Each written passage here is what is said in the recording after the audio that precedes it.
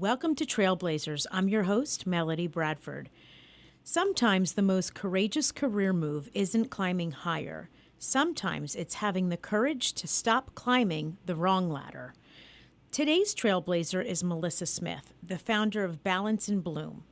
Melissa is a Duke-certified health and wellness coach who helps women who are exhausted, overwhelmed, disconnected, or simply ready for something more to rediscover their spark and trust themselves again. But Melissa's story isn't just about wellness. It's about risk. It's about walking away from a successful career in corporate America to pursue a dream that wouldn't leave her alone. It's about building a business while being a wife and mother, navigating challenges, finding purpose, and discovering that sometimes the person you need to rescue isn't someone else, it's yourself. Melissa hasn't just built a coaching practice, she's built a movement around mindfulness. With confidence, energy, community, and intentional living. From the Spark Effect training for executive leaders to group scope coaching, speaking engagements, and wildlife wisdom at the zoo, she even helped bring mindfulness into a children's book through Joshua, a project that's near and dear to my heart. She has coached women and men through some of life's hardest transitions, so today we're going to talk about what happens when you stop living on autopilot and decide to bloom on purpose. Melissa Smith, welcome to Trailblazers. Thank you, Melody. Yay, I'm so glad you're here. Before we talk about Balance and Bloom, I want to talk about you. Who were you before you became the coach, entrepreneur, and woman sitting across from me today? And what experiences shaped the way you see people and leadership and life? Talk to me a little bit about that, because I knew you before, right? I knew you when. So talk to me a little bit about that. I feel like being a health coach is new, but being a coach overall is not new, a new venture for me, because I've been a flag football coach and a youth basketball coach for many years now. So the coaching thing just comes really natural. The entrepreneur part of me is not as natural. And that's, the newer part of me. Yeah. But I feel like that was a part of me that has been looking to come out for a while now. Yeah. Well, so you had a pretty successful career in sales, right? So there's a level of entrepreneurship to that. You've also managed people. So, you've coached in a sense from that perspective. But I mean, if we look at historically, you had a stable environment, right? Yes. And entrepreneurship is a little scary, and you had a proven track record. Take us back to that moment when you realize, I can't keep doing this, which was corporate America. I have to build the life I'm actually called to live. And how terrifying was it to make that decision? Because I think we've all been there, right? Yeah. I feel like all of us have a piece of ourselves that we say we wonder what would happen if we actually went after what we really wanted. And some of us do, and some of us don't, and that's okay. I did not hate corporate.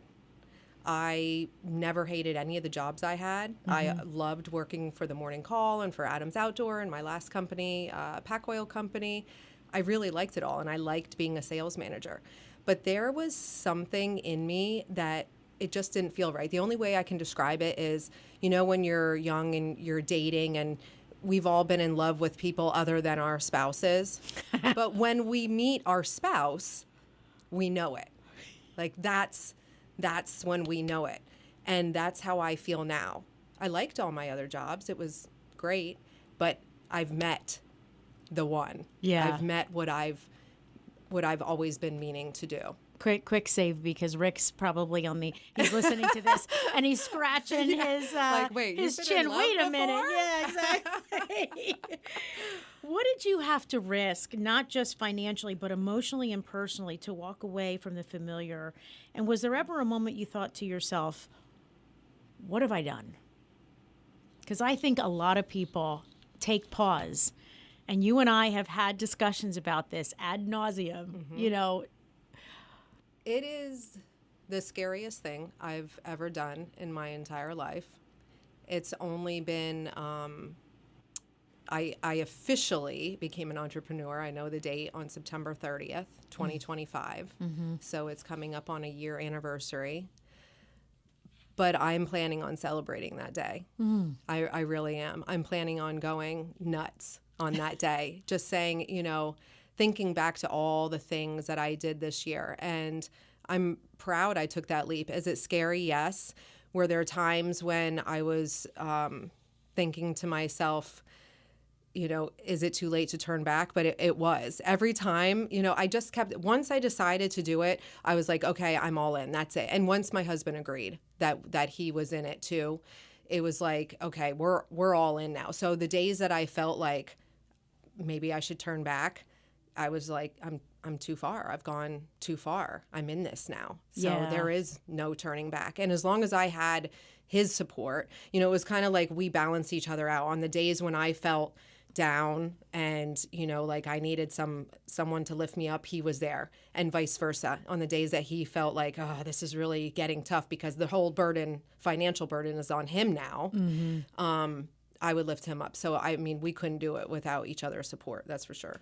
And this is, a little unscripted, but I know this story.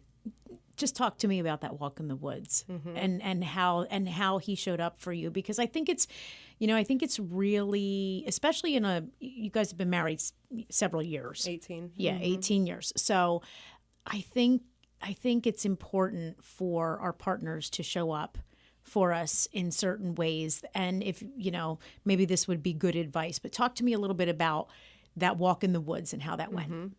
So I had a feeling that something was going to happen with my last job. I just had that gut feeling. And I told him, we should probably prepare for what's next. And this is, by the way, after corporate, like you were working in a position, you had brought in one of their largest clients. This was and stuff happens. Pfizer Corporate during happens. COVID. Like type client. Yeah, exactly. It was big. Okay. And a few years. This was like early 2025, and I started thinking we have to come up with a backup plan. And he just said, "What do you like to do?" We were walking the dogs, and that was the turning point. Was when he asked me that question, me getting curious. Because as moms who are always taking care of our kids and our spouses and work stuff and sports and PTA and church, all of the above, do we ever get curious about ourselves enough to really sit and think, what do I like to do? What does give me energy? And when he asked me that, it was this really long pause, and I'm like, that's a good question. What do you want? What do I want? And right away, health and wellness came to mind. I've always loved going to the gym and working out and eating right and reading about longevity. And so he said, well, dive into that, see what comes out of that. And then I found health and wellness coaching, which I knew nothing about at the time. And it was off to the races after that. Once I read about the certificate program at Duke and how to become a certified health and wellness coach, I was like, that's it. Yeah. That's it. Yeah. And we'll get into a little bit about, your training and things of that nature, because that's really prestigious to be aligned with Duke. But the name Balance and Bloom is beautiful, first of all. Thank you. But I suspect there's a deeper philosophy behind it. What does balance actually mean to you, and what does it mean to bloom? Because I'm guessing you've learned that balance doesn't mean everything is perfectly balanced all the time. That's right. As much as we like to say there's work-life balance, there's no 50-50, really, right? Yeah. Like there's always something that takes precedence over another thing in our life. So what I like to envision is myself juggling. And there are some rubber balls that I'm juggling, and there are some glass balls. And so the glass balls are my values, and those are my family, those are my faith, and those are my health. I love that. The glass balls cannot break. You can't let those go. So those are always at the top. Everything else is rubber. Even serious things that we think of, like our career and our finances and our mortgage. I mean, yes, those are serious things. But if those drop, they'll bounce back up. They're rubber. But you can't let your highest values break, because those will shatter. Family, faith. Family, faith, and health. Yes, I love that.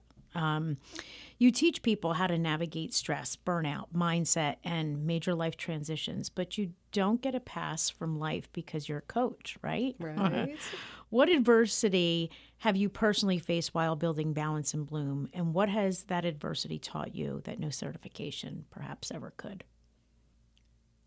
I think most of all, it is surrounding myself with people who believe in me. That's really the number one thing that has gotten me through. Not only Rick, but like my mom. My mom, when I had the Spark event, she knew that I was getting paid for those tickets. And even though she knew she was working that day, she bought a ticket. And she never told me. I actually found out afterwards when I was looking over the guest list and the people that bought tickets so I could follow up. Her name was on there. And my sister-in-law's name was on there too.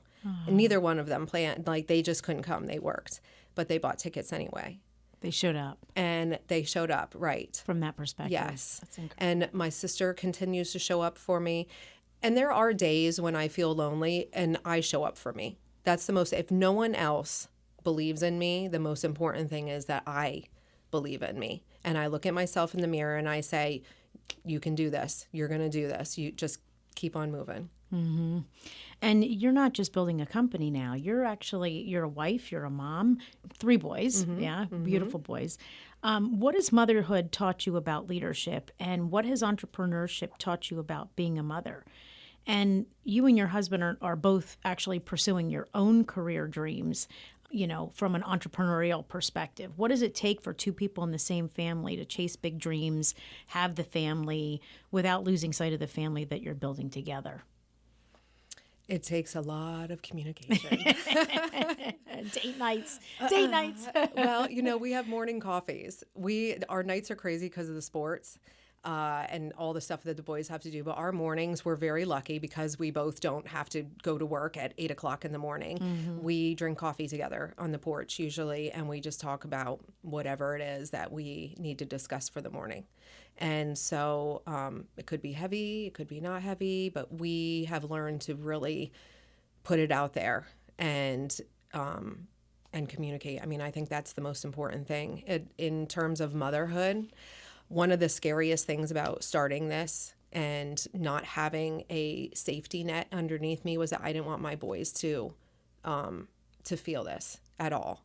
There were so many times in my head, I'm like, they are at this age where they want everything. Mm-hmm. They want to go on vacations and they want the clothes. And my son is 16 and wants the car and you want to do all that for them. Mm-hmm.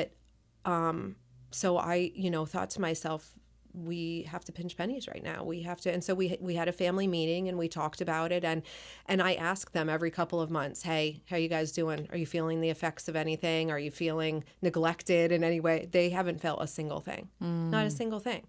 And so actually I like seeing that because it makes me know, hey, we don't need these big extravagant vacations. We don't need to be saying yes all the time to all the things that we want. We can have a backyard campfire and be just fine. And we can go to, the drive-in movies, or we can even watch movies at our house. And we play board games. And I learned chess this summer from my one son. So, none of those things cost money. Mm-hmm. And so I think, what that taught me was we don't need to live off of a lot of money to still be able to enjoy each other's company.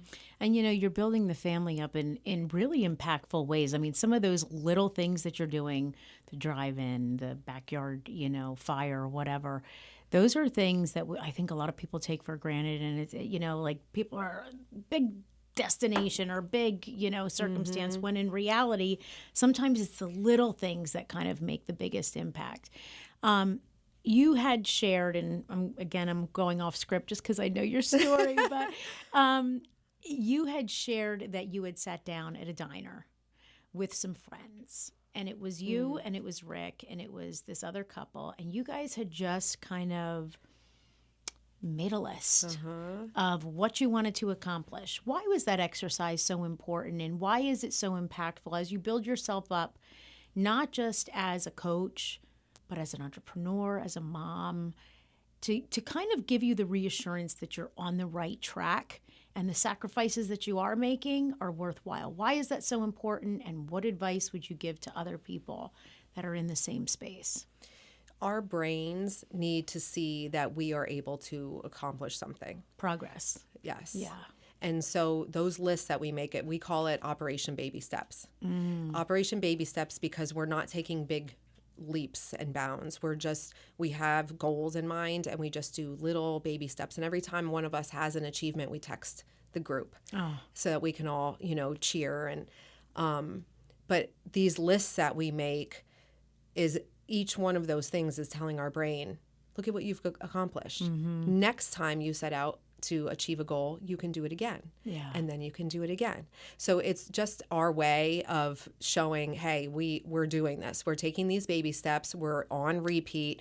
We're cheering each other on. We have that community, and we're showing our brains that we can do it. And so you basically make this list. You put it into an envelope, if I'm not mistaken, right? And then you revisit it a year later. A year later. When's that next meeting coming So up? it is November. Okay. Last year we met at the Nazareth Diner. Okay. And our baby step, what do I want to say, highlight was that we wanted to have our next meeting be in France. Oh, my. So we were hoping that it could still happen. We're all still hopeful. If not, you can always go to a French cafe. There's That's a few right. fabulous ones. We could do that. Yeah. But that's what we said. We want our next baby steps. When we open up our envelopes this year, we want to be in France doing it. And as you recall that list, how many boxes have you checked, do you think? And maybe how many boxes did you create? I made a lot. I mean, when I set goals for myself, I just made 25 or 30. I just wrote down all the things that I want to do. This year, I was in this, I call it the fire horse mode. It's the year of the fire horse. It's anything that came to mind, I just did it. If I wanted to do that Date My Mate event, I planned it. If I wanted, I started my own business. I did a website. Anytime an idea pops in my head, I don't give myself a second to say, you can't do this. I just go do it. Mm-hmm. And, I think it's really important. Probably the key takeaway from that portion of this interview is you have to celebrate the small wins. And you can't, some days are going to be harder than others, but for sure you have to recognize the progress that you've made and give yourself a little bit of a pat on the back or a high five, like Mel Robbins does, a high five in the mirror. Yeah.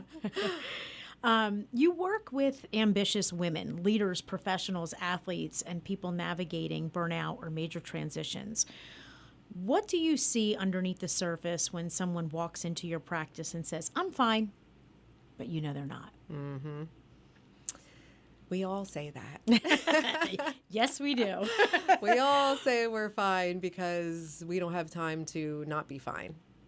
But when I just coached someone today that she said, I was saying these things out loud that have been in my head, but saying them out loud and then hearing you repeat them, she said, has made me feel very positive about my situation. Whereas she came into the coaching session today and very negatively. She's just having a lot of pain, a lot of things aren't going her way lately. And but then towards the end, she was like, I am okay. I still have hope. I still have, all these things going on. So coaching works because we're saying the things that are inside our head out loud. And then I'm not doing anything but repeating those back to you either in the same words or in different ways that makes you see, oh, okay, there is something underlying here that I can work with. And I have to say, you're also an incredible accountability partner from a perspective of, you do kind of help to celebrate the small wins with those that you're working with and make them realize, this is what you're doing, so we don't give ourselves enough credit. Yeah. So that we need other cheerleaders along the way to help us do that. Actually, let's make this practical. If someone listening right now is overwhelmed, running on empty, or feeling disconnected from themselves, give them one thing that they can do tonight and one thing they can do tomorrow morning to start getting their spark back. I would say gratitude. Gratitude is the number. You can do the same thing at night that you can do in the morning. You look back on your day and you can be grateful for anything. You can be grateful that you took a walk and you saw your neighbor had beautiful flowers out. You can be grateful that you got a text message from your high school best friend. You can find anything to be grateful for. And in the morning, again, I'm grateful I had a good night's sleep. I'm grateful I woke up on time. Just name three things you're grateful for at night and when you wake up in the morning. And you'll start to see those things more often. We have to train our brain like we do when we go to the gym. You know, we train our muscles. You have to continuously work them out. It's the same thing with our brain. Our brain wants to think negative thoughts. We have to program it to think positively. And that can be I want to encourage people to journal and not necessarily write it down. Just speak it into your phone. Yes. 3 things I'm grateful for. Birds outside, walk down the street, dogs went to the bathroom, whatever it is, you know. Anything. You'll start to see that more often. Yeah, absolutely.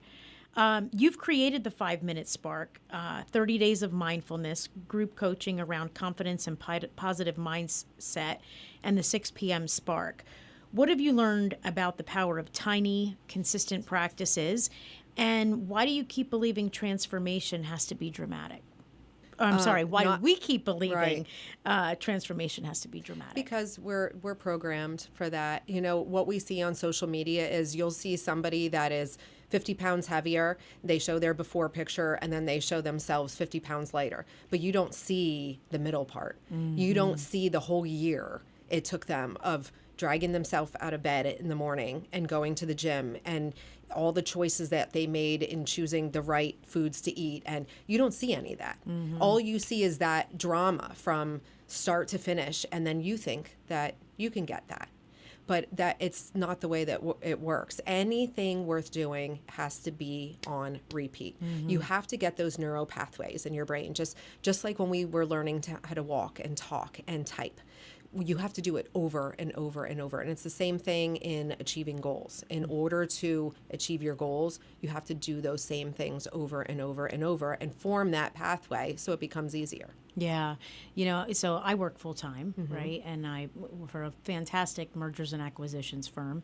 But this is my passion project. It's my pro bono civic duty project, you know, and it's because I want to bring leadership stories to others, to improve leaders, to share other people's stories, to meet people where they're at in their journey. But what time did you get the email that I sent to you? 10 o'clock at night? Yeah. Late. But this project helps me to breathe. Yes. It gives me the creative outlet, but it is absolutely a consistent practice that you have to put, you know, consistent effort towards. Yes. Yeah. Yes. But it, you know, in the long run, I hope it's making a difference. Well, you're great at interviewing, and it shows that it's something that you've done over and over and over again. You're very at ease. You ask great questions. You really, it shows that, number one, you're passionate about it. Number two, you have those neural pathways to do it. Yeah, but while the kids are snoring upstairs, you know, I'm downstairs writing. Yes. You recently brought the Spark Effect to Northampton Community College, talking about managing stress, preventing burnout, and protecting creative energy.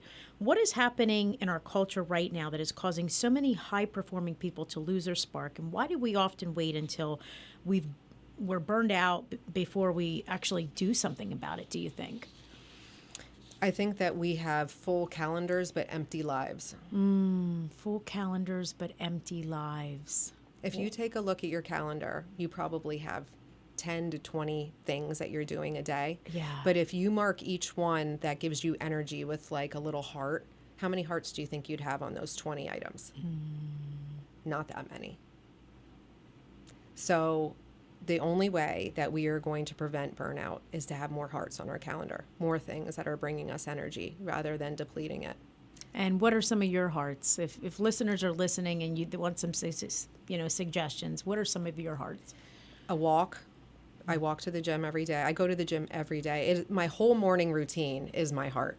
I get out what I need to do first thing in the morning so that if the rest of my day doesn't belong to me, it's okay because I've already done what I want to do. And that is I get up early and I drink a cup of tea. I will journal or I'll read my Bible app or I practice mindfulness.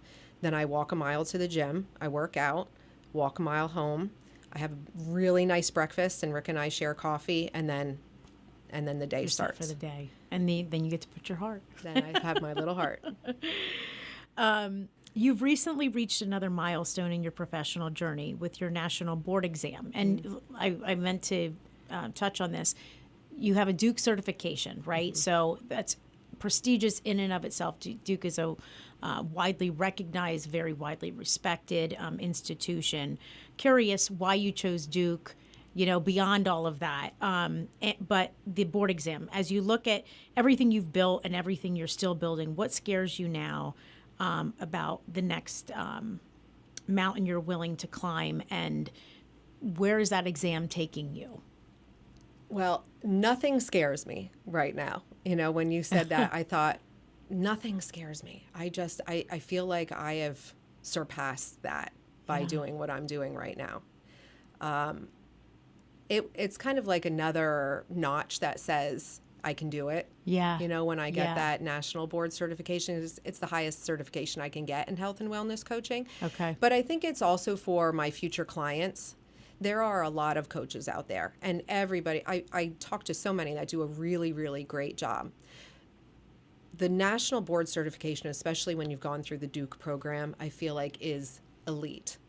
They teach coaches about being non-judgmental, these open-ended questions. The way that they teach coaching is like none other. It has nothing to do with the coach and everything to do with the client. It is 100% client-centric. The client is in the driver's seat.